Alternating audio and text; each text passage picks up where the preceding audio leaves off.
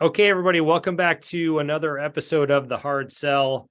I'm your host, as always, Joel Stevenson. And this week we've got a great guest. Bridget Gleason is the Chief Revenue Officer of Util. And Bridget has been running software sales organizations inside of software companies for some time and has a pretty illustrious background when you look at some of the places where she's led sales: Silk, Tide Lift, Logs, Sumo Logic, and of course Yesware, which is how we got to know each other a little bit, even though we didn't work here at the same time. And so it's great to have you with us, and welcome back to the show. Oh, I should also say I owe Bridget a special vow of gratitude, because the first time we recorded this, Zoom ate it, and it still pisses me off because I feel like nothing's ever deleted. It's just how hard you want to look at it. And so I'm still angry at the Zoom people for not getting that. But anyway, without further ado, Bridget, welcome back to the Hard Sell. Joel, first of all, thank you for not putting in there the number of years that I've been doing this. So I really appreciate that. And number two, gosh, I don't even remember. That was a long time ago that we recorded that one. I feel like it was a lifetime ago. So I'm sure this one will be different from the last one. And eventually it probably will resurface somewhere on the internet. Yeah, well, if it does, we're definitely going to publish it. So we'll look forward to that. But contradict myself. Yeah, well, we'll see. Maybe we'll hope that you don't. But I think a lot of the lessons that that you've learned over time are highly applicable and repeatable, and so I think everybody should listen closely to some of that today. But before we get into that, maybe tell us just a little bit about Util and what you're sort of doing there, and what the mission of the company is. So I think it's pretty interesting. It's a super interesting space, Joel. And as you said, my career for the most part has been with technology companies. I mean, Yesware, we were selling to salespeople. Aside from that, I've mostly sold technology, deep technology, to technologists. And, Yesware has a technology component. Util also has a technology component. And basically what we do is we provide sustainability and impact data to the largest asset managers in the world. And this is in the news all over the place, because primarily driven by some climate change and some of the things that we're experiencing. So Util just provides a data set to help assess the impact a company has on all sorts of different measures, whether it be climate or diversity or child labor. But investors more and more want to know, hey, if I'm putting my money here, is this company going to leave the world a better place than it was before? And it's so interesting to see that has sort of taken hold and is driving investment strategies in these very, very large asset managers. It seems very much like the wild, wild west out here these days with, I think the amount of times I've seen greenwashing show up in my news feed or Twitter is like 500x what it was a year ago. And I think I recall seeing an article, it might have been in The Guardian, where I forget the name of the company, but they're sort of like the leader in like these rainforest carbon credits. And there's some expose basically says like 90% of them are complete crap. So clearly there's a place in the world for what you're doing over there. Yeah. Data, verifiable data. I mean, the interesting thing, Joel, is you're right. It is the wild, wild west here, as companies are trying to figure it out, and investors. And I think the reason for the greenwashing is there hasn't been a set of standards. And trust me, we're not going to make this all about sustainability and impact, but it is relevant. And where most of these banks, traditionally, or asset managers have gotten information is information that companies disclose about themselves, which we can paint in a pretty favorable light if we want, and leave out some really harmful things. And I think that's where sort of this greenwashing has come out. So there's a lot being done to create standards et cetera.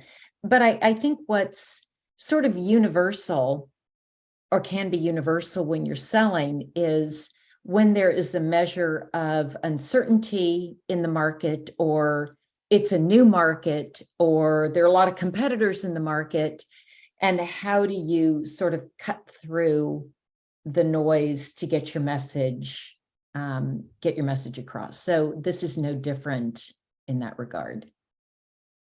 It certainly does seem like a very noisy space, as you mentioned, and I'm curious. You mentioned that the majority of your career has been selling technology to technologists, and this is sort of selling technology, informatics, data to asset managers. And I'm curious, how is it different selling into that type of a buying group than a CIO or other type buying center within a company? It's surprisingly similar. So people make buying decisions. There has to be a business impact, whether you're selling to a CIO or a large asset manager, or in the case of Yesware, it could be somebody running a large sales organization. What's the buying reason for doing it? And that supersedes the technology. All the how and what's underneath it is really trying to understand what's the business driver. And so in that way, it's very similar. And then the things underneath it are just mechanics. And the higher up you go in an organization, the more it's about business value. And then as you go down, it's more of the specifics of how that's played out. So it's a different, there are obviously other nuances, but it's a different domain. But selling, if you have good sales acumen and skill and experience, that will cross different verticals and segments. So those things remain the same. In terms of navigating the process, mostly, I would say, good part of your experience, at least from when we've spoken before, is dealing, like, selling into big enterprise, long, complicated selling processes. Is it similar in this space as well? Like, this is sort of a long-term, like, relatively complicated thing to try to get over the finish line? Definitely. It's large enterprise. It's and again, this is the case in all enterprise sales, and actually in a lot of sales, even as the company size gets smaller, it's not a single decision maker or even buying group. So we can sell within, let's say, we can sell to wealth management, or we can sell to the asset managers. Like, there's different groups within a bank or asset management group we can sell to. But it's the same, again, the same principles. You've got people that are influencing the decision, and you've got people that have to sign off on budget, and all the same things apply there. It's just, I guess the learning curve for me is it's a different cast of characters, and I'm having to learn, and I don't know it yet, like within, like, an asset manager or a very large global bank, where everybody sits in that hierarchy. Like, if I go to an IT organization, I know it. I know what that title is. I typically know what reports there. I understand that. So that part is different. I'm having to put different names on the different kinds of buyers and influencers. Yeah, I think financial services is notorious also for titled inflation, which I imagine, versus Right. You think of, like, a typical tech company or something, where I think we generally tend to hate titles. There's probably maybe a slight difference there. So that's interesting. Yeah, and COVID also changed so many things about how we interact and when we meet on site or not on site, where people are located. There is still some concentration at different places, but not nearly what it was, 5 years ago, 4 years ago. So I think we're all still sort of feeling, okay, now what does the new reality look like? Where before it would be required to go on site for certain very, very high level meetings, but people are all over the place. You don't know where in the world they are. So teams are distributed, et cetera. So it's all kind of the wild, wild west for us. Yeah, that's been a theme that has come up, over the course of the show since we've been doing it. We've only ever done it post-COVID, so part of the conversation has been, well, things are different, but are they going to sort of go back to normal with regards to in person? I would have expected that the first set of things to go in person would be these very high stakes, big, enterprise types of selling processes. So it's interesting to hear that you like what you feel. I think it sounds like you're saying we're not all the way back to that, and we may never now be. Is that kind of what you're thinking? Yes. I mean, we do go on site, because I've sold into the enterprise, even sort of the last couple of years, we've gone on site, but you can't go and meet like we used to do, Joel, like lunch and learns for a team, or everybody's going to be there. You've got your Thursday meeting. Let's show up for your Thursday meeting. They're not all there anymore. Mm-hmm. And that's been across the board, wherever we've gone, big companies, small companies, everybody's not there.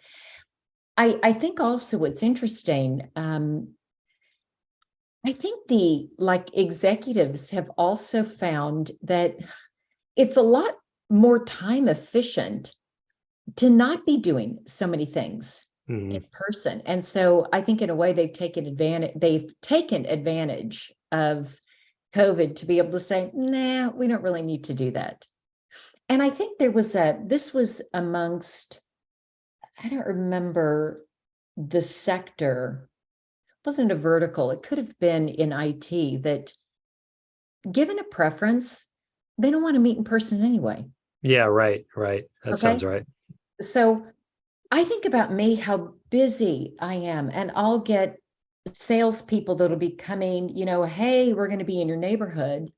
And I often think it's not that I don't want to meet with them. It's just a much bigger time commitment. And I've just got too many things on my to-do list. It's easier and more time efficient to do a phone call. So I'm wondering if that's some of what we see. So when you say, wondering about, will we go, what will be the new normal? Will we go back to it? I don't think we will. I don't think we will. I think we'll go back to some hybrid version, but it's hard to say. Yeah, there's some, I've speculated in the past that sellers probably want to go more remote again before the buyers, but it's really the buyers are really the limiting factor here, as you bring up, that if you can't get everybody in the rooms, the buyers are remote, good luck running an in-person process. Right.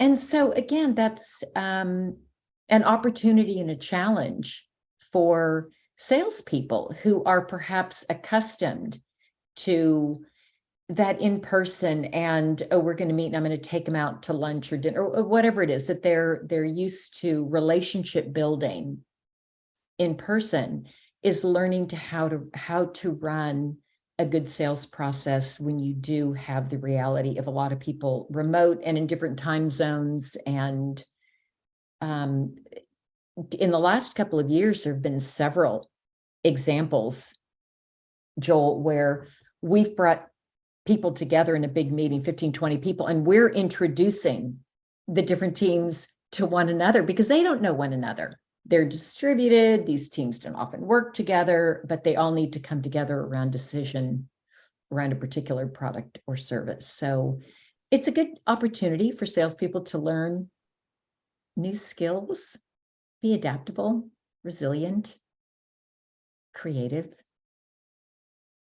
Let's talk about that a little bit more. When you mentioned creative, I think of and correct me if I'm wrong, but I sometimes think of part of your specialty is you're tending to show up when companies have sort of figured out product market fit, but now but you haven't really figured out all the go-to-market motions and how that's going to work. And how you're going to scale a sales process to be a large company over time.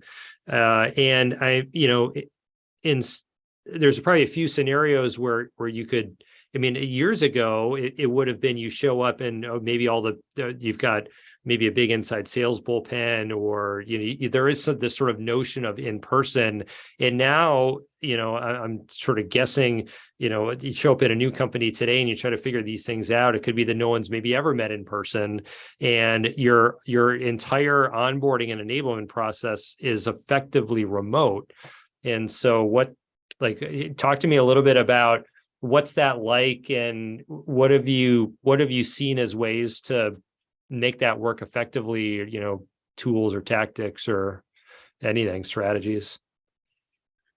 Right, it's so true. The new normal is there are a lot of people in the company who've not met one another. Either the company has gone pretty fully remote or effectively remote.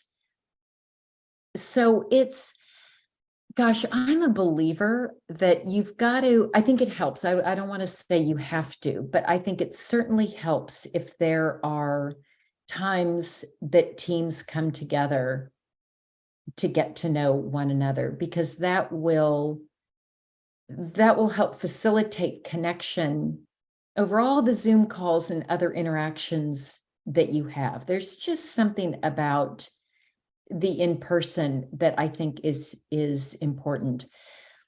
So I would say, one, if you can facilitate periodic coming together, either of teams and or the company in general, I've seen that to be very, very effective at the last several companies I've worked with, kind of in and through COVID. I think then also we have to allow time in, let's say, one-on-ones or team meetings for there to be some element of human, like the equivalent of water cooler chats, or just a little bit of get to know you, because that will help the relationships and all the other things that we have to do. So there was one company where we called it water cooler. It was this optional 15 minutes. Whoever wanted to join, it was not a work. And people would just show up and chat about whatever was going on. I always try to make sure, like at team meetings with the sales team, that there's a portion of the meeting that's, I don't know, just goofy or irreverent, or like there's a little bit informal, things like that. But it's challenging. I know for me, I'm Zoom fatigued at the end of the day. Don't make me get on a Zoom call if I don't have to. So that's a long-winded way of saying it's hard. It's challenging. From a sales enablement perspective, so,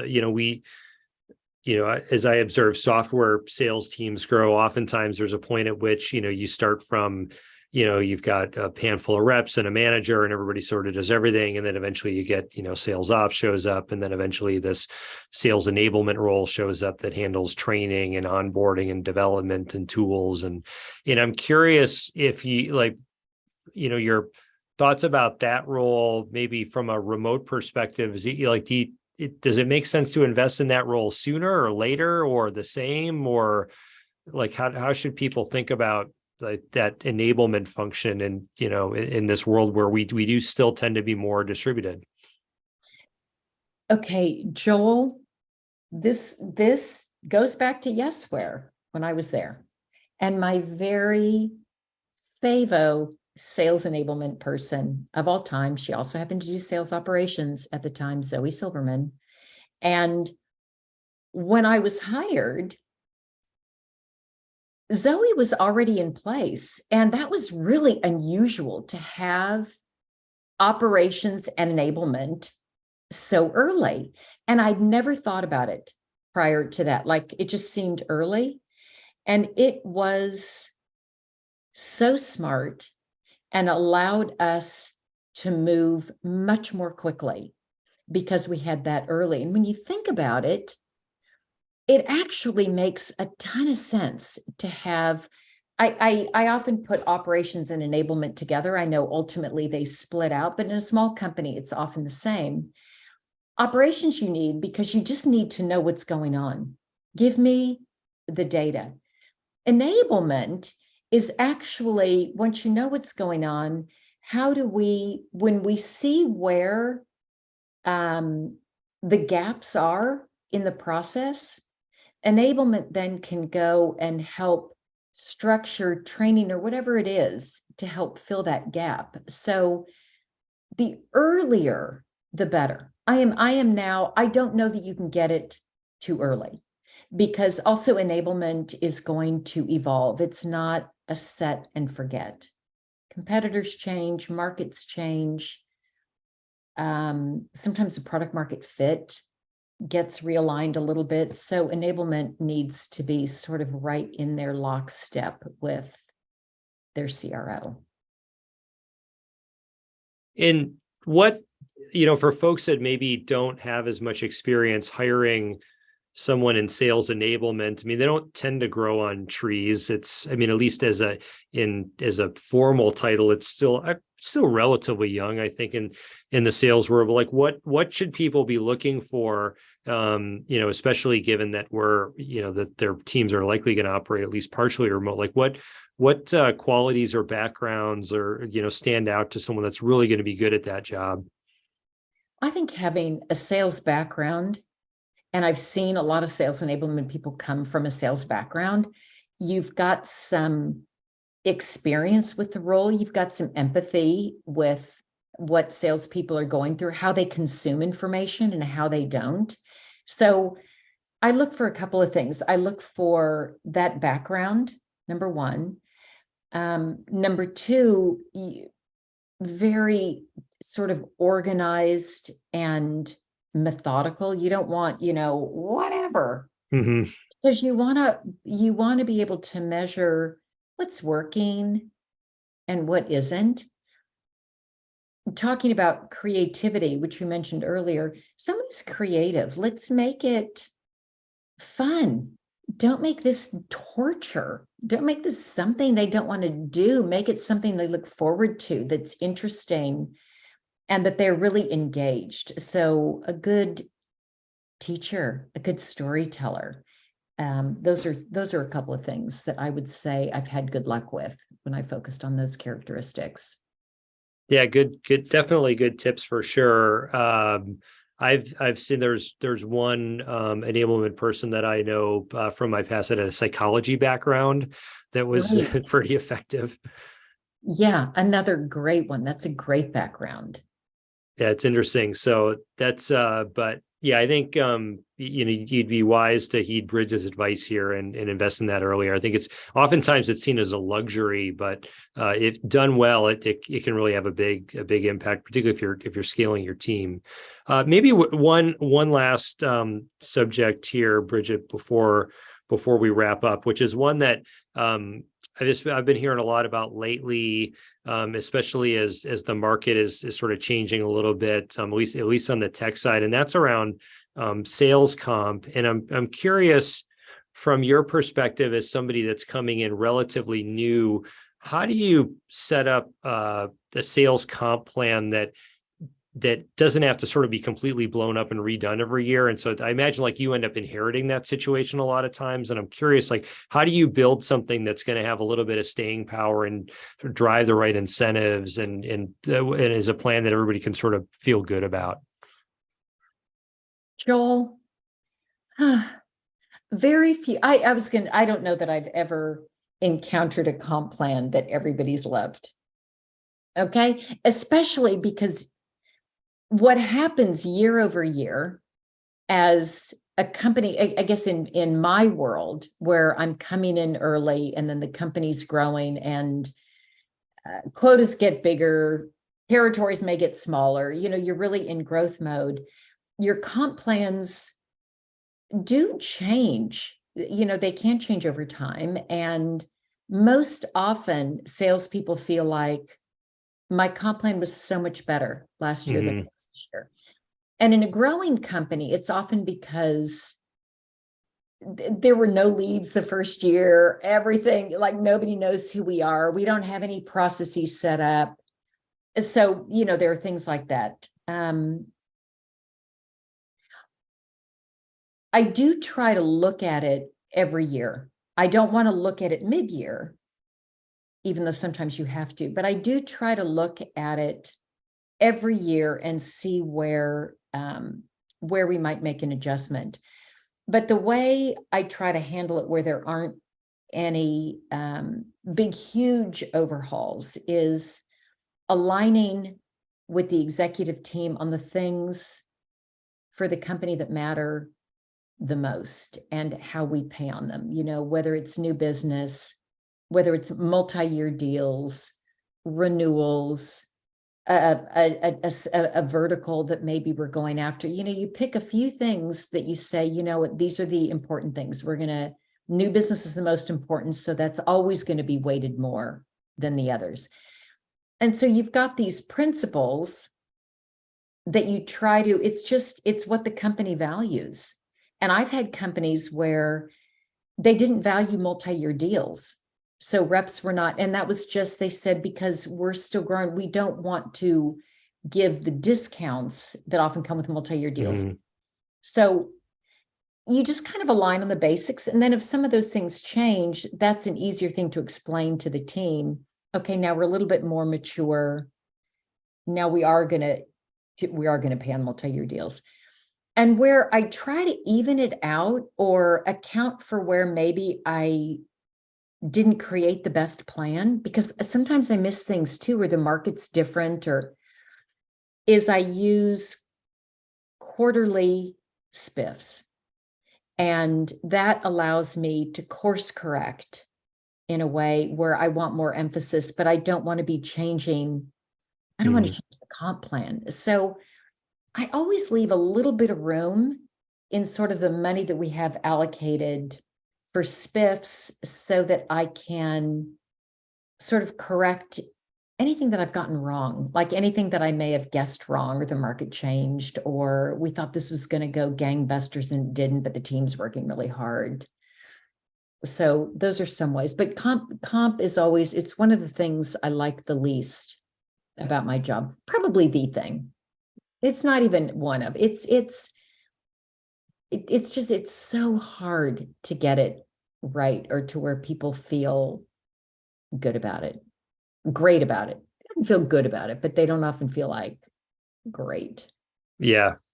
Right. Yeah. I think you're very right. It's really hard to please all people. And, you hear the old thing about, the CFO that I love to sign the big commission checks. Like, that's my favorite thing, is signing a big commission check. But then it's sort of like, well, and then you sort of have that conversation again at the beginning of the year when you're trying to reset the plan. It's like, well, yeah, I signed a lot of big commission checks last year. Right. Do you really like signing those big commission checks? Yeah. So it's always a tough one to figure it out. But I would say for the most part, I've been able to get to a place where the team understands it. They understand it. They get where we are. And there has to be a clear path where they can make money. So they have to be able to see that's possible. So it's hard though. I've never seen anything that's given me sort of the magic wand or the instruction book, do this 10 steps to the best comp plan. I haven't seen that yet. Yeah. If anybody has it, send it your way. Send it my way. Yeah. If I find that, I'll let you know. It's so situation dependent. And I imagine in the early stage too, a big part of it just probably comes down to trust. I mean, there does now seem to be more folks that are kind of doing work in like sort of this, I can't remember some of the names, but there are some people that are almost building like the glass door of sales comp, where it's like, oh, like your OT was this, but what did you really make type of thing. And so there's some, some companies that are maybe like historically inflating OTEs, or maybe some of that's now coming to light. But in the, is in the stages that you're typically operating in, where there just isn't a lot of track record in history, I suppose people have to just know, well, Bridget, I know is going to have my back and treat me fairly. And that's what I'm signing up for versus, some number on a piece of paper. Joel, it's exactly right. I mean, one of the biggest challenges of hiring at this stage for salespeople is just that. There's no track record. I can't tell them what it is. I don't know what it's going to look like. So you're right. It goes to trust that we'll figure it out, and I've got their back. So I have salespeople that have worked for me at numerous companies, and I think it's because they do know. And I like this early stage. So this is where I tend to go, where it's messy, that we'll figure it out and they'll be okay. They don't have to worry about it. Like I've got it. I'm on it. That's my job.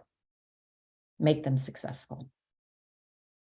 Great place to be. And with that, I think we'll have to wrap it up for today. I hope this one doesn't get lost in the ether. No, I will personally go see Eric Yuan and demand the recording if that happens this time. So hopefully we'll be good. And if that original one turns up, I'm going to publish it, and we'll do what you said. We're going to fact check all of your original statements against the current ones and see how that goes. Yes, that would be great. Please do. I want to know how I scored. Okay, we'll do. Well, Bridget, always great to see you, and thanks again for joining. Likewise, Joel. Okay, take care.